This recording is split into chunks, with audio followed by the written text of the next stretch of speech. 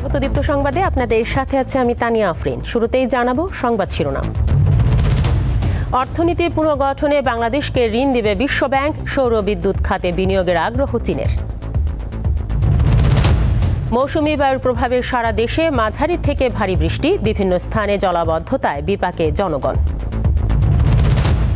এবং টেস্ট ও টি-20 থেকে অবসরের ঘোষণা সাকিবের, দেশে আসার পর নিরাপত্তা দেওয়ার অনুরোধ।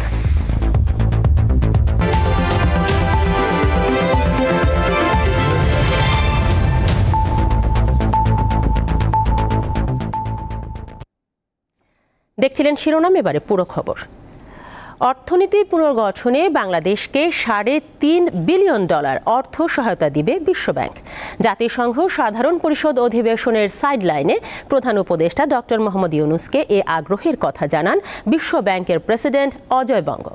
এছাড়াও জ্বালানি ও সৌর বিদ্যুৎ খাতে বিনিয়োগের আগ্রহ প্রকাশ করেছে চীন। নিউ ইয়র্কে জাতিসংঘ সাধারণ পরিষদ অধিবেশনের সাইডলাইনে বুধবার প্রধান উপদেষ্টা ডক্টর মোহাম্মদ ইউনূসের সাথে সাক্ষাৎ করেন বিশ্বব্যাংকের প্রেসিডেন্ট অজয় বঙ্গ। এ সময় তিনি জানান বাংলাদেশের অর্থনীতি পুনর্গঠনে চলতি অর্থ বছরে $3.5 বিলিয়ন অর্থ সহায়তা দিবে তার সংস্থা। বিশ্বব্যাংক প্রেসিডেন্ট আরও জানান ডিজিটালাইজেশন, তারল্য, জ্বালানি, বিদ্যুৎ ও পরিবহন খাত সংস্কারে সহায়তা করবেন তারা। বাংলাদেশের অর্থনীতি পুনর্গঠনে সহযোগিতার হাত বাড়াতে যুক্তরাষ্ট্রের আন্তর্জাতিক উন্নয়ন সংস্থা USAIDর প্রতি আহ্বান জানিয়েছেন ডক্টর ইউনূস। বুধবার সংস্থাটির প্রশাসক সামান্থা পাওয়ার্ড সাক্ষাৎ করলে তিনি এ আহ্বান জানান। বলেন, যোগাযোগ, জ্বালানি, বিচার ব্যবস্থা ও তারুণ্যের বিকাশে যুক্তরাষ্ট্রের সঙ্গে সহযোগিতা বাড়াতে আগ্রহী বাংলাদেশ। একই দিনে চীনের পররাষ্ট্রমন্ত্রী ওয়াং ই বৈঠক করেন বাংলাদেশ সরকার প্রধানের সঙ্গে। এ সময় তিনি জানান বাংলাদেশে সোলার প্যানেল প্রস্তুত করতে আগ্রহী চীনা বিনিয়োগকারীরা। বৈঠকে বাণিজ্যিক ও অর্থনৈতিক সম্পর্ক সুদৃঢ় করার মাধ্যমে কৌশলগত দ্বিপক্ষীয় সম্পর্ককে এগিয়ে নিতে আগ্রহ প্রকাশ করে দুই দেশ। বুধবার নিউ ইয়র্ক টাইমসের ক্লাইমেট ফরওয়ার্ড অনুষ্ঠানে যোগ দেন ডক্টর মোহাম্মদ ইউনূস। এতে বাংলাদেশের পরিবেশ বিপর্যয়ের পরিস্থিতি তুলে ধরেন তিনি। বিশ্বের 10% দেশের মানুষ উন্নত জীবনযাপন করছে এবং প্রতিনিয়ত উন্নত হচ্ছে, আর এ কুফল পড়ছে বিশ্বের বাকি 90% দেশের মানুষের ওপর। বাংলাদেশ তার মধ্যে একটি। সুন্দর পৃথিবী পেতে হলে পরিবেশ বিপর্যয়ের মূল কারণ খুঁজে দেখতে হবে। ডক্টর মোহাম্মদ ইউনূসের সাথে বৈঠক করেছেন নেপালের প্রধানমন্ত্রী কেপি শর্মা ওলি। এছাড়াও ডক্টর ইউনূসের সাথে দেখা করেছেন মানবাধিকার নিয়ে কাজ করা বিভিন্ন সংস্থা। বৈঠক করেছেন সোশ্যাল বিজনেসের সাথে জড়িত বিভিন্ন সংগঠনও। নাদিরা জাহান, দীপ্ত বার্তাকক্ষ। সক্রিয় মৌসুমী বায়ুর প্রভাবে সারা দেশে থেমে থেমে বৃষ্টি হচ্ছে। এতে বিভিন্ন শহরের বেশ কিছু স্থানে জলাবদ্ধতা সৃষ্টি হয়েছে। পটুয়াখালীতে গত 3 দিন ধরে থেমে থেমে বৃষ্টিপাত অব্যাহত রয়েছে। দিনাজপুরে গত 12 ঘন্টায় 60 মিলিমিটার বৃষ্টিপাত রেকর্ড করা হয়েছে। বৃষ্টি উপেক্ষা করে ছোট ছোট যানবাহনগুলো চলাচল করছে, তবে শহরের বেশ কিছু রাস্তায় জলাবদ্ধতার সৃষ্টি হয়েছে। এতে ভোগান্তিতে পড়েছেন সাধারণ মানুষ। এদিকে কুয়াকাটা সংলগ্ন বঙ্গোপসাগর কিছুটা উত্তাল রয়েছে। নদ নদীর পানির উচ্চতা স্বাভাবিকের চেয়ে কিছুটা বৃদ্ধি পেয়েছে। উপকূলীয় এলাকা দিয়ে ঝোড়ো হাওয়ায় বয়ে যাওয়ার শঙ্কা করছে আবহাওয়া অফিস। তাই পটুয়াখালী, পায়রা সহ দেশের সমুদ্র বন্দরকে 3 নম্বর স্থানীয় সতর্ক সংকেত দেখিয়ে যেতে বলা হয়েছে। বর্ষার জন্য তো কাজ কাম টোটালি বন্ধ হয়ে গেছে, গিয়া চলাফেরা বড় কষ্ট। 3-4 দিন টানা বৃষ্টি হইতেছে, বাজারে মানুষজন কম, কাস্টমার কম, এটা আমাদের অনেক সমস্যা হচ্ছে। যে পোলা হয় না, পড়ালা বেতন আই পড়ছে, ঘরের ভাড়া আছে, কেউ কারেন্ট বিল আছে। ধান হালাম আবার বৃষ্টি আইতে আছে, রাত্র বৃষ্টিতে সিডে হয়ে যাইতে আছে। প্রবল মৌসুমী বায়ুর প্রভাবে উপকূলে ভারী বৃষ্টিপাত হচ্ছে। সেখানকার পরিস্থিতি জানাতে পটুয়াখালী থেকে যোগ দিচ্ছেন আমাদের সহকর্মী মোহাম্মদ ইমরান। ইমরান, গত 3 দিন ধরেই কিন্তু আমরা দেখতে পাচ্ছি থেমে থেমে বৃষ্টিপাত হচ্ছে। পটুয়াখালীতে কি পরিমাণ বৃষ্টি হয়েছে, জনজীবনে কি ধরনের প্রভাব পড়েছে সেখানে? তানিয়া, পটুয়াখালীতে কিন্তু গত 3 দিন ধরে থেমে থেমে গুড়ি গুড়িতে কিন্তু মাঝারি বৃষ্টিপাত হচ্ছে। এই বৃষ্টিপাতের কারণে কিন্তু সাধারণ মানুষ অনেকটা ভোগান্তিতে পড়েছে। সবচেয়ে বেশি যে দুর্ভোগে পড়েছে সেটা কিন্তু শ্রমজীবী যে মানুষ রয়েছে তারা কিন্তু সবচেয়ে বেশি বিপাকে পড়েছে। তারা আমাদেরকে জানিয়েছেন যে এর আগে গত এক সপ্তাহ আগে কিন্তু এক দফা ব্যাপক বৃষ্টি হয়েছিল, সেই বৃষ্টিতে কিন্তু তারা অনেকটা বিপাকে পড়েছেন, আবার নতুন করে তারা কিন্তু সমস্যার সম্মুখীন হলেন। এছাড়া এই বৃষ্টির কারণে কিন্তু শহরের যে বিশেষ করে যে নিম্নাঞ্চল রয়েছে বা বিভিন্ন যে কাঁচা সড়ক বা যে সকল সড়কে গর্ত রয়েছে, এই সকল সড়কের গর্তে কিন্তু পানি জমে অনেকটা দুর্ভোগ সৃষ্টি হয়েছে এবং অনেক স্থানে কিন্তু জলাবদ্ধতার সৃষ্টি হয়েছে। আরেকটি বিষয় আমি আপনাকে জানিয়ে রাখি, সক্রিয় মৌসুমী বায়ুর প্রভাবে কিন্তু কুয়াকাটা সংলগ্ন বঙ্গোপসাগর কিন্তু কিছুটা উত্তাল রয়েছে। উপকূলীয় এলাকা দিয়ে কিন্তু ঝড়ো হাওয়া বয়ে যেতে পারে, তাই পটুয়াখালীর পায়রা সহ কিন্তু দেশের সব সমুদ্র বন্দরকে 3 নম্বরের স্থানীয় সতর্কতা সংকেত দেখিয়ে দিতে বলা হয়েছে। সেই সঙ্গে কিন্তু সকল মাছ ধরা ট্রলার সমূহ কিন্তু নিরাপদ আশ্রয় থাকতে বলা হয়েছে। আমরা গতকাল এবং আজ খবর নিয়ে যেটা জানতে পেরেছি, অধিকাংশ মাছ ধরা যে ট্রলার রয়েছে এই সকল ট্রলার কিন্তু ইতিমধ্যে মহিপুর এবং আলিপুরের যে শিববেড়িয়া নদী রয়েছে এই নদীতে কিন্তু ইতিমধ্যে আশ্রয় নিয়েছে। এখানকার যে আবহাওয়া অফিসের কর্মকর্তা রয়েছে তাদের সঙ্গে আমরা কথা বলেছি, তারা যেটা জানিয়েছেন যে আগামী 24 থেকে 72 ঘন্টা পর্যন্ত কিন্তু এই বৃষ্টিপাত অব্যাহত থাকতে পারে এবং ঝড়ো হাওয়া কিন্তু এই উপকূল থেকে বয়ে যেতে পারে, সেটাও কিন্তু তারা আমাদেরকে আসলে জানিয়েছেন। তো তানিয়া, পটুয়াখালী থেকে আসলে আমার কাছে এই ছিল সর্বশেষ পরিস্থিতি জানাচ্ছিলেন মোহাম্মদ ইমরান। আজও শিল্পাঞ্চল আশুলিয়ার 17টি কারখানায় উৎপাদন বন্ধ রয়েছে, তবে বাকি কারখানাগুলোতে কর্মপরিবেশ স্বাভাবিক রয়েছে। শিল্প পুলিশ জানিয়েছে খোলা কারখানাগুলোতে শ্রমিকরা সকাল থেকে কাজে যোগ দিয়েছে। অধিকাংশ কারখানায় উৎপাদন চললেও এখনও অনির্দিষ্টকালের জন্য শ্রম আইনে বন্ধ রয়েছে 9টি কারখানা। বাকি 8টি কারখানায় রয়েছে সাধারণ ছুটি। এখন পর্যন্ত কোথাও কোনো বিক্ষোভ ও অসন্তোষের খবর পাওয়া যায়নি।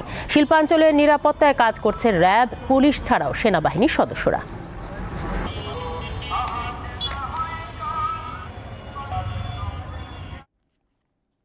মানিকগঞ্জের শিবালয় বাস ও ট্রাকের সংঘর্ষে 3 জন নিহত ও 20 জন আহত হয়েছে। বৃহস্পতিবার সকাল 6:30টার দিকে ঢাকা আরিচা মহাসড়কের বোয়ালি ব্রিজ এলাকায় এই দুর্ঘটনাটি ঘটে। নিহতরা হলেন শামিশঘর গ্রামের সাব্বিরের স্ত্রী সাবিনা আক্তার, তেওতা গ্রামের ইকবালের স্ত্রী বিথি আক্তার এবং ঝিকুটিয়া গ্রামের বাতেনের স্ত্রী কলি বেগম। নিহতরা তারাসীমা পোশাক কারখানার শ্রমিক। গোলরা হাইওয়ে থানার ওসি মোহাম্মদ ইব্রাহিম জানান, বাস ট্রাকের সংঘর্ষের ফলে বাসটির সামনের অংশ দুমড়ে মুচড়ে গেছে। ট্রাকটি সড়ক থেকে খাদে পড়ে যায়। ঘটনাস্থলে 2 জন এবং হাসপাতালে নেয়ার পর আরও 1 জন মারা যান।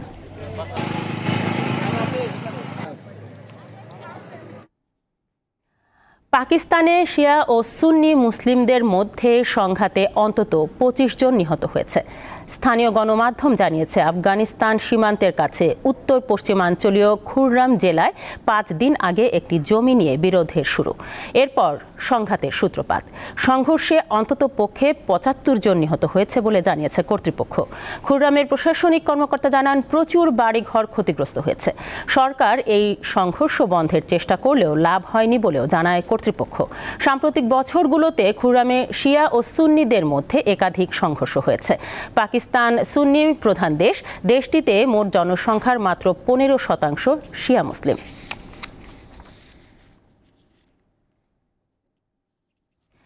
লেবাননে সাময়িক যুদ্ধবিরতির আহ্বানের মধ্যেই হামলা চালিয়ে যাচ্ছে ইসরায়েল। আন্তর্জাতিক গণমাধ্যম জানায়, স্থানীয় সময় বুধবার সারা রাত লেবাননের বেকুয়া শহরে হিজবুল্লাহর বিভিন্ন স্থাপনা লক্ষ্য করে হামলা চালায় ইসরায়েল। এর আগে একটি যৌথ বিবৃতিতে যুক্তরাষ্ট্র, ইউরোপীয় ইউনিয়ন ও পশ্চিমা মিত্রের দেশগুলো লেবাননে 21 ঘণ্টার জন্য হামলা বন্ধের আহ্বান জানায়। লেবাননে অব্যাহত বিমান হামলার পাশাপাশি স্থল অভিযান চালানোর প্রস্তুতির ঘোষণার পরই এ বিবৃতি দেয় পশ্চিমা দেশগুলো। এদিকে লেবানন আরেকটি গাজা হতে পারে না বলে মন্তব্য করে হত্যা ধ্বংস বন্ধের আহ্বান জানিয়েছেন জাতিসংঘের মহাসচিব অ্যান্তোনিও গুতেরেস। জাতিসংঘের নিরাপত্তা পরিষদের জরুরি এক বৈঠকে তিনি এই আহ্বান জানান। বুধবারে লেবাননে ইসরায়েলি হামলায় আরও 72 জনের প্রাণ গেছে।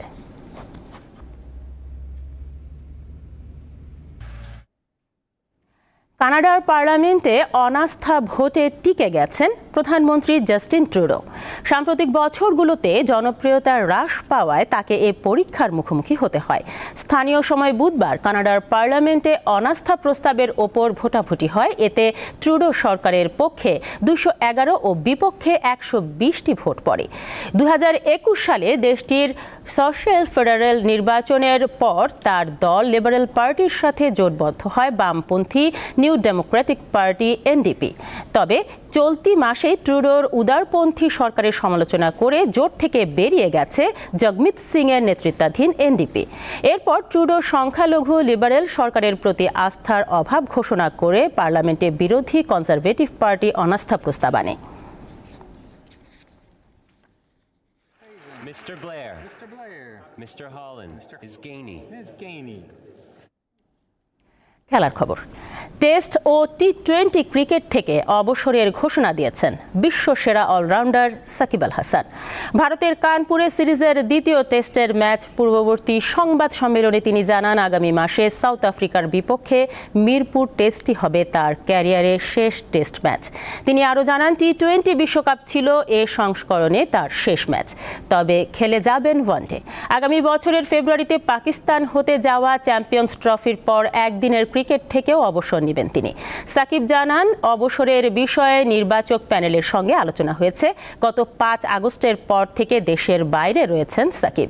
পুরো সময়টাতে কাউন্টি সহ আন্তর্জাতিক ম্যাচ খেলেছেন তিনি। আগামী মাসে দেশে আসলে নিরাপত্তা দেওয়ার অনুরোধ করেছেন সাকিব। এটা ফিল করেছিলাম যে আমার লাস্ট সিরিজ হবে টেস্ট ক্রিকেটে স্পেশালি, তো এটা নিয়ে আমার চিন্তা ছিল এবং এভাবেই ফারুক ভাইয়ের সাথে এবং বোর্ডের সিলেক্টরদের সাথেও কথা বলা হয়েছে। যদি সুযোগ থাকে আমি যদি দেশে যেয়ে খেলতে পারি, মিরপুর টেস্ট হবে আমার জন্য লাস্ট স্পেশালি টেস্ট ক্রিকেটে। সিরিজের দ্বিতীয় ও শেষ টেস্টে আগামীকাল কানপুরে ভারতের মুখোমুখি হচ্ছে বাংলাদেশ। গ্রিন পার্ক স্টেডিয়ামে নিজেদের শেষবারের মতো ঝালিয়ে নিয়েছে সফরকারীরা। হালকা ওয়ার্ম আপ আর ক্যাচিং প্র্যাকটিসের পর নেট সেশনও করে টাইগাররা। ব্যাটারদের নিয়ে ব্যস্ত সময় পার করেন ব্যাটিং কোচ ডেভিড হ্যাম্প। অধিনায়ক নাজমুল হোসেন শান্তকে নিয়ে দিনের কাজ শুরু করেন বারমুডার এই নাগরিক। এরপর কাজ করেন সাদমান, জাকির, মুমিনুল, মুশফিক, লিটন, মিরাজ ও সাকিব। কানপুরের প্রচণ্ড দাবদাহের মাঝেও লম্বা সময় নেটে ব্যাটিং করেছেন সাকিব। কানপুরের গ্রিন পার্ক ভারতের সবচেয়ে পুরনো ক্রিকেট স্টেডিয়ামগুলোর মধ্যে একটি। নারী টি-20 বিশ্বকাপে অংশ নিতে সংযুক্ত আরব আমিরাতে গেছে বাংলাদেশ ক্রিকেট দল। আগামী 3 অক্টোবর শুরু হওয়া নবম নারী টি-20 বিশ্বকাপে এ নিয়ে ষষ্ঠবারের মতো অংশ নিচ্ছে বাংলাদেশ। এবারের বিশ্বকাপে বি গ্রুপে থাকা টাইগ্রেসদের প্রতিপক্ষ স্কটল্যান্ড, ইংল্যান্ড, ওয়েস্ট ইন্ডিজ ও সাউথ আফ্রিকা। উদ্বোধনী ম্যাচে শারজায় স্কটল্যান্ডের বিপক্ষে মাঠে নামবে বাংলাদেশের মেয়েরা। একই ভেন্যুতে 5 অক্টোবর ইংল্যান্ড, 10 অক্টোবর ওয়েস্ট ইন্ডিজের মুখোমুখি হবে তারা। আর গ্রুপের শেষ ম্যাচে 12 অক্টোবর দুবাইয়ের জ্যোতিদের প্রতিপক্ষ সাউথ আফ্রিকা। শেষ করব দীপ্ত সংবাদ, তবে যাবার আগে সংবাদ শিরোনামগুলো জানাবো আরও একবার। অর্থনীতি পুনর্গঠনে বাংলাদেশকে ঋণ দেবে বিশ্ব ব্যাংক, সৌর বিদ্যুৎ খাতে বিনিয়োগের আগ্রহ চীনের। মৌসুমী বায়ুর প্রভাবে সারা দেশে মাঝারি থেকে ভারী বৃষ্টি, বিভিন্ন স্থানে জলাবদ্ধতায় বিপাকে জনগণ। এবং টেস্ট ও টি-20 থেকে অবসরের ঘোষণা সাকিবের, দেশে আসার পর নিরাপত্তা দেওয়ার অনুরোধ।